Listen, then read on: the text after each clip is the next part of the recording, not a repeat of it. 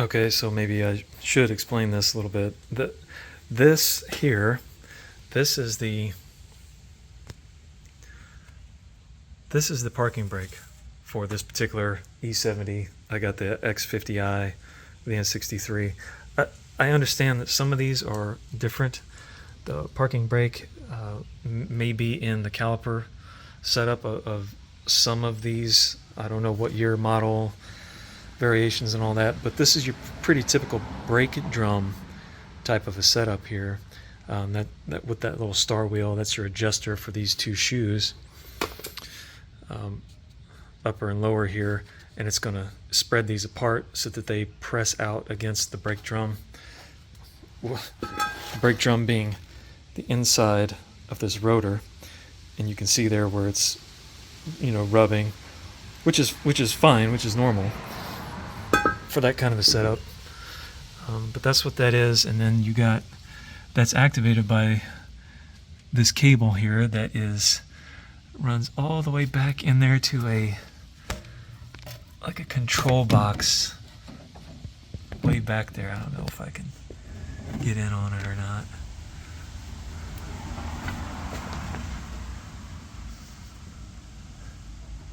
Yeah, there back there you can see that cable in the center of the frame there goes back to a control box.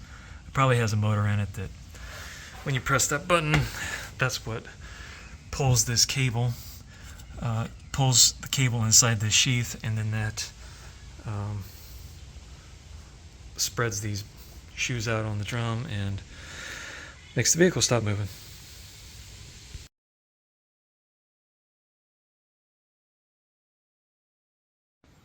So here's a new one, to me at least, and I'll be using the good old Hazard Fart Pittsburgh 10-ton puller. Let's see if we can get this stupid rotor off of here.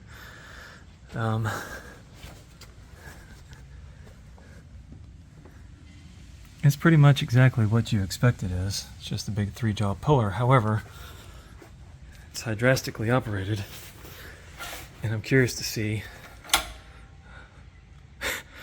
how much of a bang this thing makes when it comes down, especially as I'm trying to film. Hold on.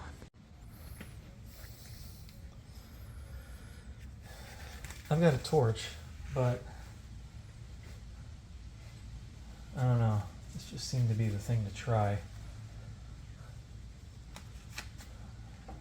So let's see what happens. And yes, I've taken the hold down screw out of the rotor. Holy cow. Yeah, that works, folks. The biggest drawback to this puller is that it's freaking heavy. It's really difficult. I mean, this sucker is heavy. It's really difficult to get it all set up on there and lined up when it's all assembled. So what I did, at least on this BMW anyway, was I took this whole, the whole center jack part out. I'm going to retract the ram there. I just took this whole part out, set the jaws over the rotor, and then threaded this thing back in. And that was awesome. And I didn't have to get anything hot and crazy. Whew. All right, on to the next thing. For these rears, now that I've got everything ready to go back together, you can see there I've got a little axle grease around that hub there to hopefully keep this rotor from seizing on there the next time whoever the poor sucker is that has to take this apart next time. And I used some brake cleaner to clean all the brake dust off of the parking brake there. And I've got this ready to go back on, and I've got the surfaces prepped with, conveniently, the Bauer surface conditioning tool. There's the part number there. Absolutely love this thing. It can save you so much money in buying rotors that you don't need just because you need them resurfaced, which you can't find anymore. So you just take a an angle grinder with a flap disc, or even the grinding wheel, and grind these ridges down flat, and down here too, by the inner part of the rotor. And then take that surface conditioning tool and just go around it, and you can see the scratch marks on there, and that'll give the pads something to bite into and make their way into this rotor. And you don't need to buy a new one, especially these good factory OEM BMW rotors. Most of the aftermarket ones are not as good as the OEMs, in my opinion. Holy crap, I didn't record. Anyway, well, you can see I've got everything back on here. The caliper mounting bracket here, you clean it up, put your two E18 Torx bolts back on it, give them some German torque, good and tight. You're going to lube up your pad with the supply grease here, where it touches the that stuff, where it touches the caliper.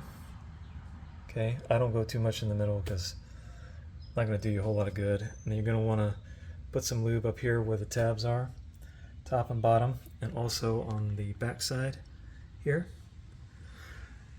You're going to pop your pad into the piston. It's just like any other disc brake setup. You're going to slide your brake wear sensor back in, or put your new one in. I didn't have a new one.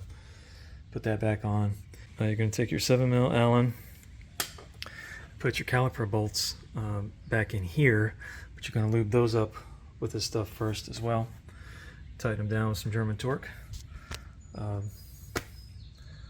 That's pretty much that.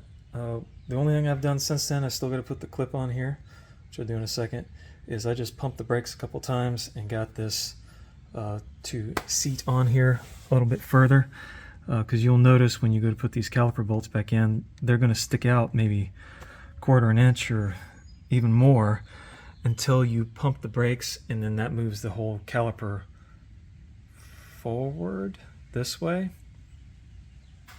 No, it scoots it back. Yeah, it's going to scoot it back over the tops of those bolts, and they're going to recess back into these rubber deals, and you can put the caps on. So, last part is to put this clamp on over the top of this, and that'll be a rear brake done. These quite literally just pop on. It takes a little bit of nugget sometimes. Actually, that wasn't too bad at all. I guess if one wanted to, you could go back with the stock one, which was, I don't know where I put it. It's a little beefier than those. Okay, here it is. So it's quite a bit more beefy. So you can put this one back on. I think this is probably just fine. Just needs to hold all this stuff tight together so it doesn't wiggle and squeak and cause you trouble. That's it. Thanks for watching. Save some money, resurface your own rotors.